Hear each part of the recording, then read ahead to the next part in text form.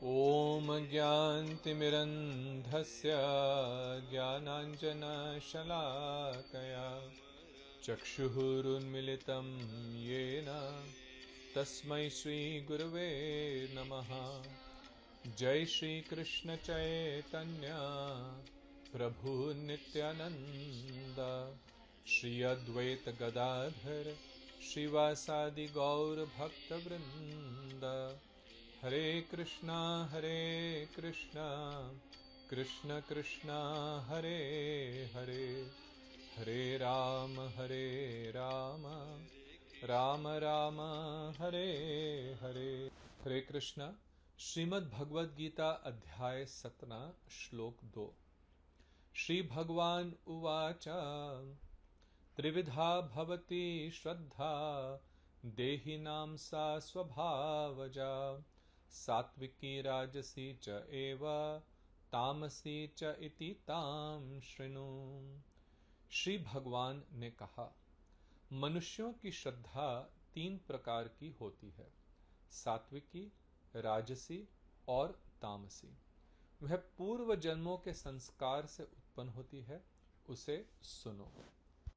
पिछले श्लोक में अर्जुन ने भगवान श्री कृष्ण से एक प्रश्न पूछा कि हे प्रभु, वे व्यक्ति जो शास्त्रों में बताए गए विधि विधान नियमों का पालन नहीं करते, परंतु अपने ही मन से बनाए देवी देवताओं की पूजा मन गढ़ंत रूप से करते हैं, परंतु करते बहुत श्रद्धा से हैं, तो वे शास्त्र के नियमों का पालन तो नहीं कर रहे, परंतु जो भी कर रहे हैं बहुत श्रद्धा से कर रहे हैं, बहुत डेडिकेशन से कर रहे हैं। तो ऐसे मनुष्यों की क्या स्थिति है?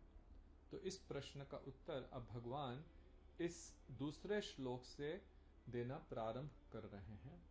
वे कहते हैं कि देखो, मनुष्यों की 3 प्रकार की श्रद्धा होती है। कोई भी काम करने के लिए हमें श्रद्धा की आवश्यकता है, और विशेष करके कोई भी धार्मिक कार्य करने के लिए श्रद्धा के बिना वह संभव नहीं है। तो श्रद्धा भी 3 प्रकार की भगवान ने बताई, सात्विकी, राजसी और तामसी। प्रकृति के ये 3 गुण हैं, और इन 3 गुणों के अनुरूप ही 3 श्रद्धाएं भी होती हैं, 3 प्रकार की। तो श्रद्धा कैसे उत्पन्न होती है? वे कह रहे हैं सा स्वभावजा। स्वभाव जा जा अर्थात उत्पन्न होती है किससे? स्वभाव से। अब ये स्वभाव क्या है?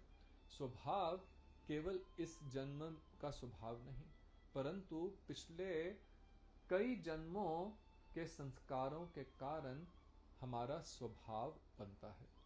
श्री गुरुदेव टीका में लिखते हैं कि जो लोग शास्त्रीय विधि विधानों को कष्टकर जानकर अथवा आलस्यवश शास्त्रीय विधियों का परित्याग कर स्वेच्छा पूर्वक केवल पूर्व जन्मों के संस्कार से उदित लौकिक श्रद्धा पूर्वक अन्य अन्य देवी देवताओं की पूजा करते हैं, उनकी श्रद्धा 3 प्रकार की होती है, सात्विकी, राजसी और तामसी। तो सबसे पहले बता रहे हैं कि मनुष्य, कई लोग शास्त्रीय विधि विधानों का पालन क्यों नहीं करते। आजकल हम देखते हैं कि अधिकतर लोग शास्त्रों की बात को नहीं मानते। जैसे पिछली बार भी चर्चा करी थी कि इसके कई कारण हैं।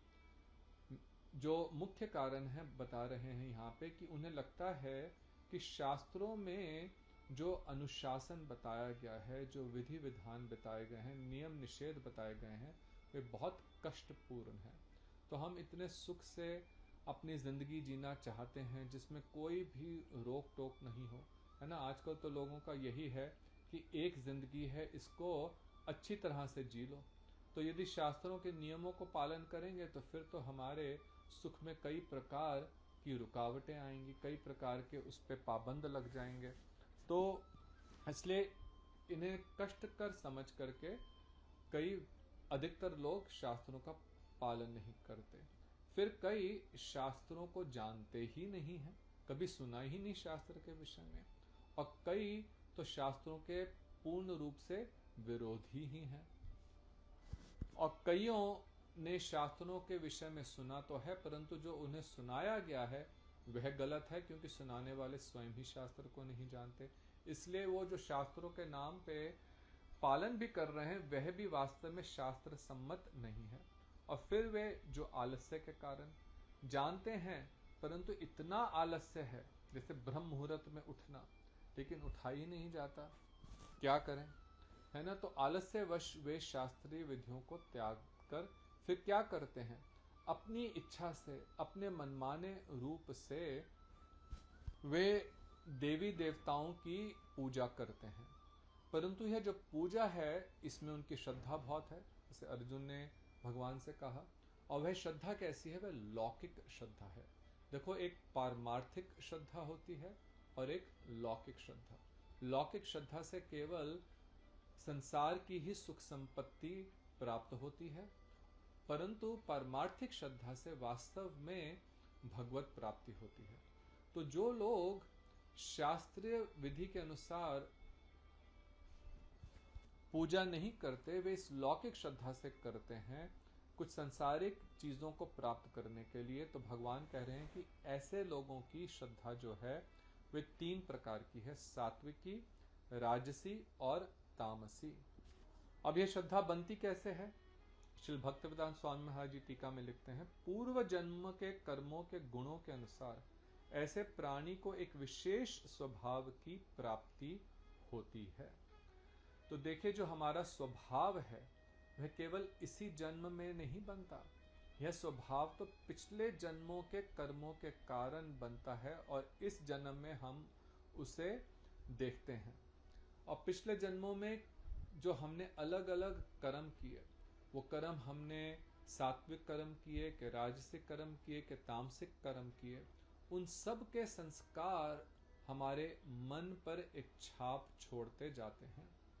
और यह जो मन है वह हमारे साथ ही एक शरीर से दूसरे शरीर में जाता है। वैसे आप जानते ही हैं कि आत्मा का जो पहला कवरिंग है, आवरण है, वह है सूक्ष्म शरीर, जो मन, बुद्धि और अहंकार से बना है, और उसके ऊपर फिर स्थूल शरीर है। जब मृत्यु होती है तो स्थूल शरीर तो यहीं पे रह जाता है, उसको जला दिया जाता है अथवा दफना दिया जाता है। परंतु जो सूक्ष्म शरीर है, मन, बुद्धि, अहंकार का बना हुआ, वह आत्मा के साथ अगले शरीर में जाता है। और यह सूक्ष्म शरीर जो उसके अंदर मन है, वही एक जीवन से दूसरे जीवन में सब प्रकार के संस्कारों को लेकर के जाता है, क्योंकि आत्मा तो पूर्ण रूपेण शुद्ध है, परंतु मन जो है वह उसके ऊपर यह आवरण डालता है। अब देखो, यह व्यक्ति का स्वभाव बन करके इस अगले जन्म में, इस जन्म में आप देख रहे हैं। अब बच्चा पैदा हुआ, एक घर में ही मान लीजिए 3 बच्चे हैं, और तीनों बच्चों की परवरिश जो माता पिता हैं वे उसी प्रकार से कर रहे हैं। उनको सबको एक जैसी चीजें ला के देते हैं, एक ही अच्छे स्कूलों में भी डाला, सब कुछ करा, एक ही घर में एक ही छत के नीचे रहते हैं, एक ही प्रकार का खाना खाते हैं, सब एक प्रकार की सुख सुविधा है, परंतु तीनों बच्चा का जो स्वभाव है वह अलग अलग है। क्यों? क्योंकि तीनों अपने पिछले जन्मों से अलग अलग संस्कार लेकर के आए हैं। और ये जो संस्कार हैं ये कितने जन्मों से बन रहे हैं, 1 या 2 जन्मों से नहीं, परंतु अनादि समय से।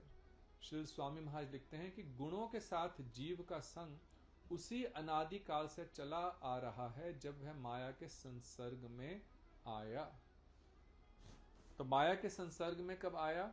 चैतन्य चरितामृत में सनातन शिक्षा में श्री चैतन्य महाप्रभु कहते हैं, कृष्ण भूलि से जीव अनादि बहिर्मुख, अतएव माया तार दे संसार दुख। कि कृष्ण को भूल करके जीव जो है अनादि काल से इस संसार में गिरा हुआ है।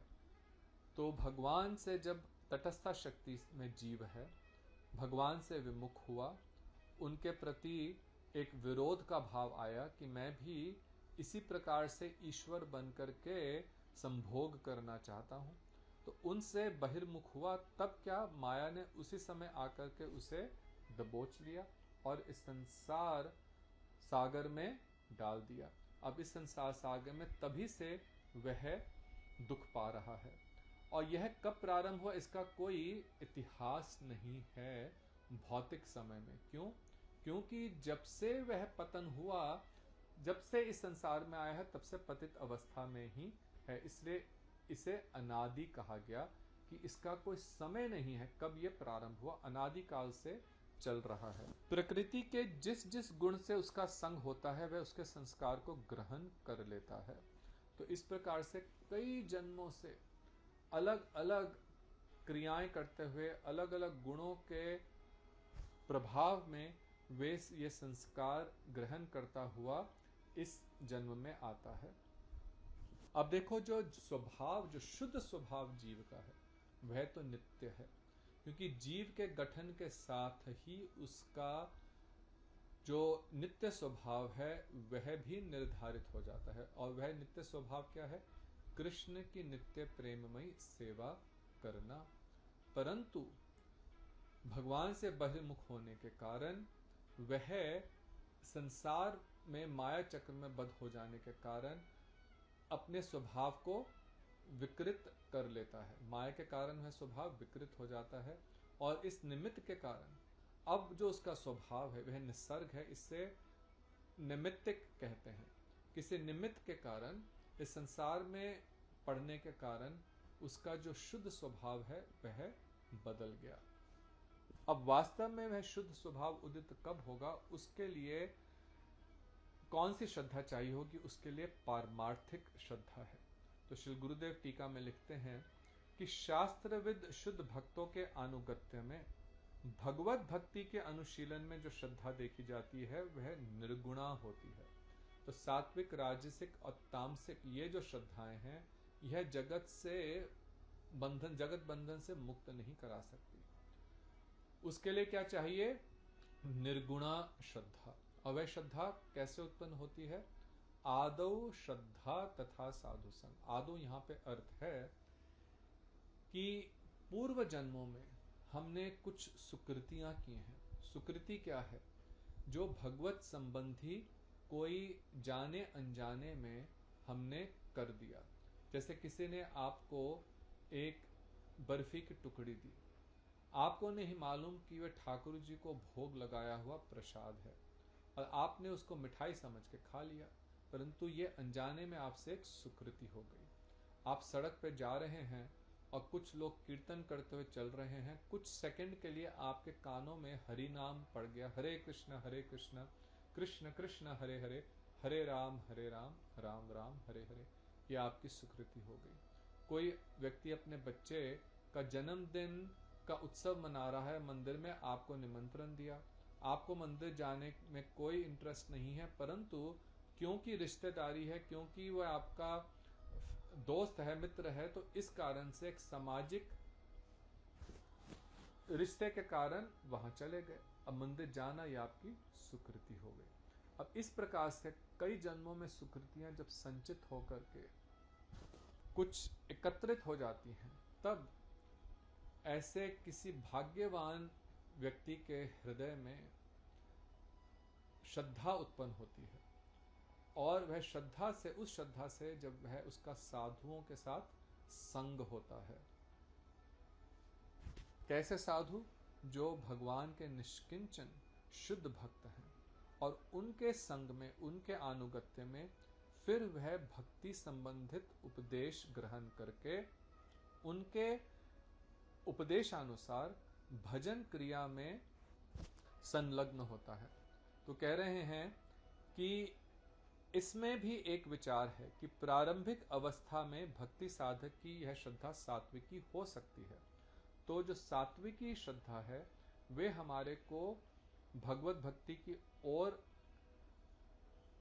ला सकती है, क्योंकि वो हमारे को इस काबिल बना देती है। सात्विक, तामसिक और राजसिक तो नहीं, लेकिन सात्विक श्रद्धा से हम भक्तों के संग में आ सकते हैं। परंतु किंतु वह सात्विक श्रद्धा वहां तक ले तो आई, परंतु जब तक साधु संघ का प्रभाव नहीं होगा तब तक निर्गुणा श्रद्धा उत्पन्न नहीं होगी। तो साधु संघ के प्रभाव से वह शीघ्र ही निर्गुणा श्रद्धा के रूप में प्रतिष्ठित हो जाती है। उस समय वह शास्त्रों के विधि विधानों का समुचित रूप से पालन करता हुआ श्रद्धा पूर्वक हरि नाम और हरि कथा श्रवण कीर्तन स्मरण करता हुआ अग्रसर होने लगता है।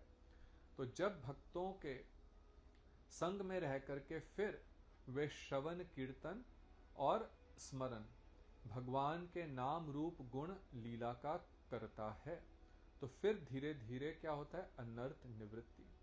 जो अनादिकाल से अनर्थ हमारे चित्त पे मिट्टी की तरह जमे हुए हैं, जिस कारण से हम अपने शुद्ध स्वरूप की अनुभूति नहीं कर पा रहे, फिर ये अनर्थ भजन क्रिया से धीरे धीरे दूर होने लगते हैं।